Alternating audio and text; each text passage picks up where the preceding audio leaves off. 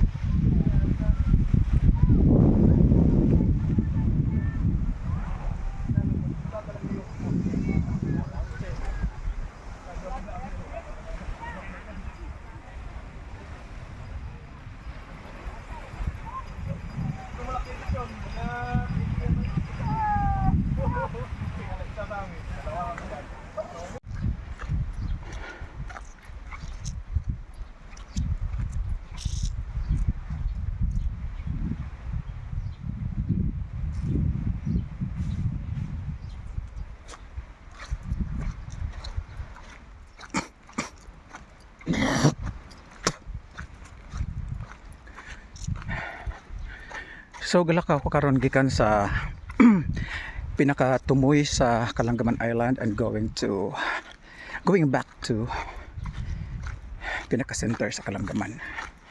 So layo-layo gamay, siguro mga 500 meters away from the center of Calangaman going here.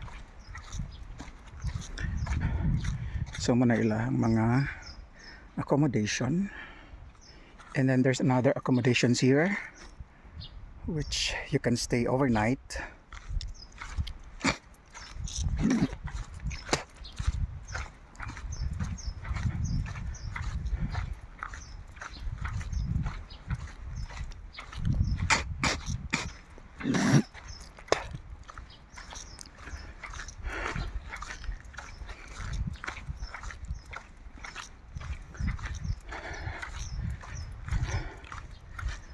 Okay.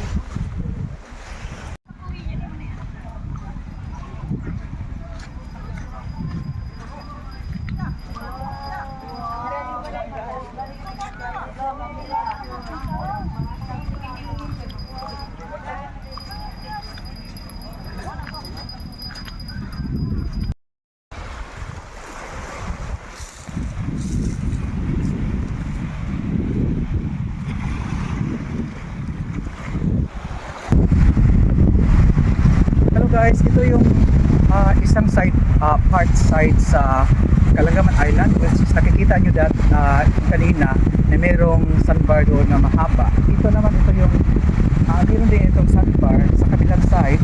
Okay, nakikita nyo itong sandbar dito. So ito yung sandbar, pero hindi ito makikita ngayon kasi nga may tubig pa. So mamaya pag punas na, makikita nyo yung sandbar dito sa Kalangaman, which is parang dulo sa dulo. Yung isang dulo, meron siyang sandbar at ito yung pinakadulo na hindi siya masyadong matao. So dito ako ngayon kuha ng mga video. So itututo kayo mamaya-maya. Kuha muna tayo ng mga videos and after that mga pictures. Okay, sige dong.